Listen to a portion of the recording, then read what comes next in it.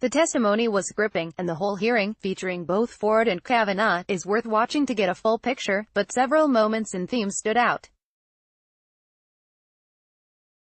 Below you'll find a set of takeaways that I thought were worth taking note of as I watched the hearing live.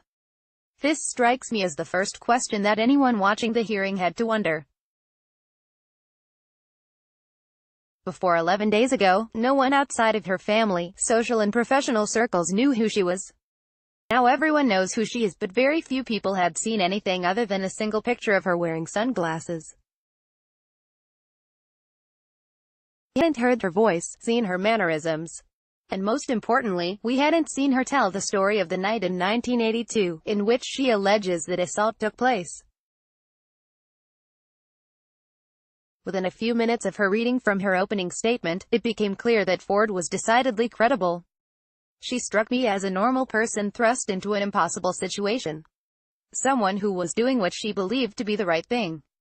Her voice shook. Her breath was short. She was clearly fighting her emotions as she offered a specific and at times devastating recounting of the episode at the center of her claim. She was sympathetic when discussing how her life had been horribly jolted by her decision to come forward with her allegations. She told of having to stay in secure locales, at times separated from her family, and with security guards always around her. What I kept asking myself watching Ford's testimony and questioning is, why would she be doing all of this if she didn't believe she was telling the truth? Why subject yourself to all of this? What would her motive be for not telling the truth, as she remembers it, about what happened that night in the early 1980s? Critics would argue that her motivations are political, but I just don't buy it. Not in watching Ford's testimony. Point 2. The manner of questioning is, not great. It was always going to be a somewhat odd hearing, given that the 11 Republicans on the Judiciary Committee ceded their right to question Ford to an independent prosecutor named Rachel Mitchell. Democrats did not do the same, but the reality has been very jarring. For 5 minutes, Mitchell goes through a meticulous checking of the story that Ford has told through a variety of mediums. Then, suddenly, Mitchell is interrupted by Senate Judiciary Chairman Chuck Grassley, R. Iowa, who tells her that the allotted 5 minutes is up. A Democratic senator then takes over, offering, at least to this point, undiluted praise for Ford's bravery. For a viewer, including the senators sitting on the Judiciary Committee, it makes the entire proceeding a bit difficult to follow. For Republicans, who were clearly concerned about how it might look to have 11 men asking question of a woman alleging sexual assault, the awkwardness of the back-and-forth questioning is something they are willing to deal with given the alternative. Point 3. Grassley's unearthed reason Republicans, led by Grassley, chose to bring in Mitchell rather than to ask their own question to Ford is because they didn't want to make themselves the story Thursday. But starting with his opening statement, the Iowa Republican is not doing very well in that regard. Grassley's opening statement sounded like a closing argument in which he seemed to focus almost exclusively on how incredibly gracious he had been in trying to ensure that Ford had a chance to tell her story.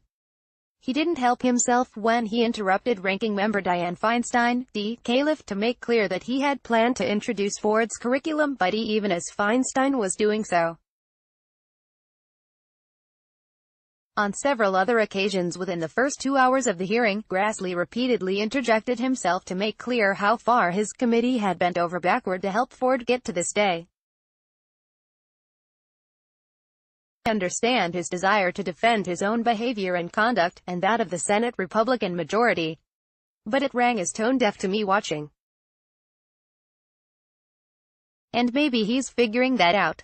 During the first break in the hearing, Grassley told reporters, "I don't think I can make any comments at all today. Maybe it's something I ought to sleep on.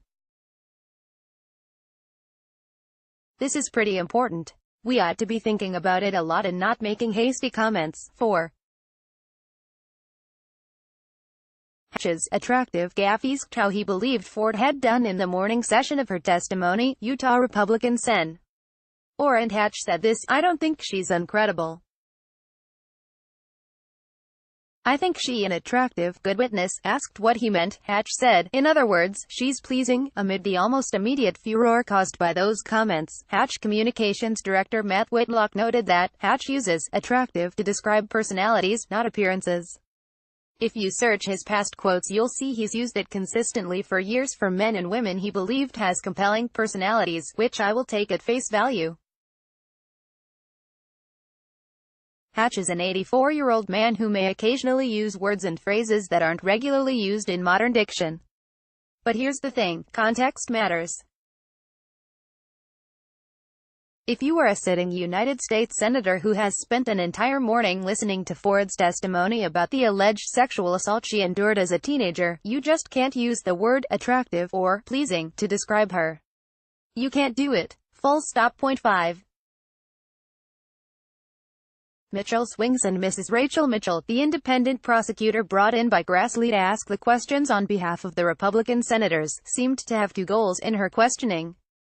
Trying to find holes in Ford's story of the night in which she said that Kavanaugh sexually assaulted her, trying to find any sort of instance where Democrats urged Ford to come forward or coached her on her story or her testimony, aside from Ford acknowledging that one of the two law firms that she wound up employing to represent her was recommended by Feinstein's office. Mitchell failed on both accounts. There was also a very clear prosecutorial tone to Mitchell's approach to her questioning of Ford, which makes sense. She is a prosecutor. But the decision by Grassley, and, presumably, the other Senate Republicans, to defer all of their questioning to Mitchell ensured that outcome. 6. The silence of Senate Republicans. Get why Republicans decided that they couldn't risk the images of 11 men interviewing a woman on sexual assault allegations. But their silence throughout the 4+ hours of questioning of Ford was striking. With the exception of Grassley, and a handful of small interjections from South Carolina Senator Lindsey Graham, no Republicans on the dais said anything. Which, to me, was a mistake. Why not let the nation see you thank Ford for her willingness to testify? Or sympathize with the trauma she quite clearly experienced, whether or not you believe she is telling the capital T truth of the matter. How could that not be a better move politically and as a human? Thanks. Simply sitting in silence while a prosecutor questions Ford. 7. Kavanaugh's angry and emotional opening statement. In the wake of Kavanaugh's interview with Fox News earlier this week, the reporting coming out of the White House suggested that President Donald Trump was unhappy with what he believed to be a wooden and lifeless performance by the Supreme Court nominee. Kavanaugh clearly took that criticism to heart. The first 10-ish minutes of his opening statements was delivered in something close to a yell. He blasted Democratic senators for what he insisted was a coordinated attempt to smear him. He invoked the Clintons. He called out Democratic members of the Judiciary Committee for calling him evil. He also insisted that he would never withdraw as the nominee and dared Democrats to vote him down. The performance was one that undoubtedly delighted Trump. The question is whether Senate Republicans, first those on the Judiciary Committee and then the broader GOP conference, is convinced by Kavanaugh's anger. Is it seen as the righteous indignation of a man who has been wrongly accused? Or the lashing out of a man who knows he is cornered? Or somewhere in between? 8. No one is more outraged than Lindsey Graham. The South Carolina Republican senator came into Thursday's hearing mad as hell, and he stayed that way. Unlike the more senior Republicans on the committee, Graham didn't cede his time to Mitchell.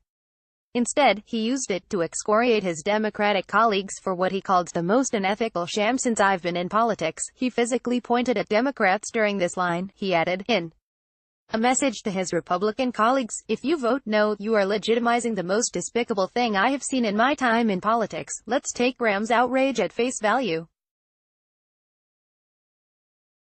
Grant him that he believes that Kavanaugh is being railroaded by false and defamatory accusations. Granted. But it is impossible to ignore the fact that Graham has faced primary challengers in each of his last 2 races, primaries in which he is attacked as being insufficiently conservative.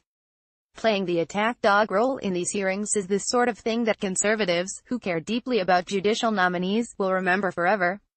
The White House certainly noticed. Ed Lindsey Graham's has more decency and courage than every Democrat member of the committee combined, tweeted Press Secretary Sarah Sanders. God bless him. 9. Republicans called an audible on Mitchell. The plan, from the start of the hearing, was that Mitchell would handle the questioning of both Ford and Kavanaugh for the Republicans on the Judiciary Committee. And as I noted above, that's what happened in the Ford questioning. Each Republican senator ceded their 5 minutes to Mitchell, and she pursued a largely unsuccessful attempt to poke holes in Ford's recollection of the night the alleged assault happened. And that's how the questioning began in Kavanaugh's testimony.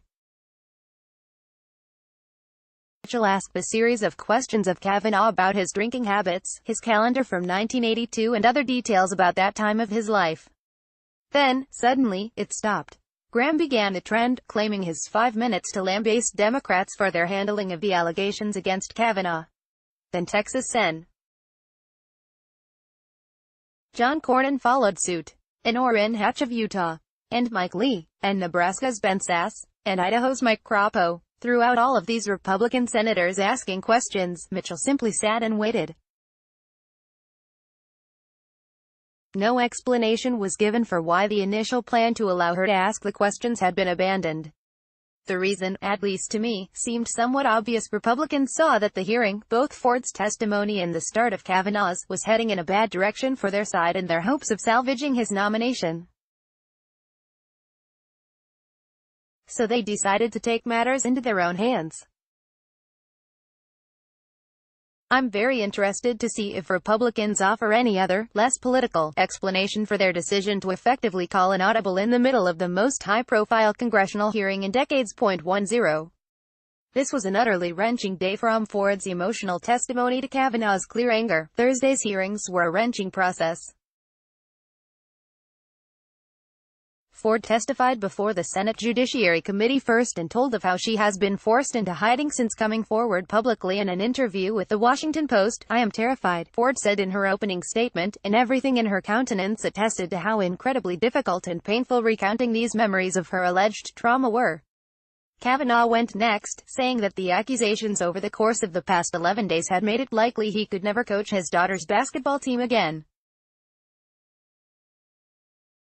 That he might never be able to teach at Harvard Law School again. "This has destroyed my family and my good name," Kavanaugh said. "This has been a calculated and orchestrated political hit." The reality at the end of the hearing was the same as when it started. There is simply no reasonable expectation that any of the senators on the Judiciary Committee will be able, after today, to ascertain the capital T truth in this situation. And yet, those same 21 senators, 11 Republicans, 10 Democrats, will almost assuredly be asked to vote in the not-too-distant future on whether Kavanaugh should be given a lifetime appointment to the most powerful court in the country. CNN's Daniela Diaz contributed to this report.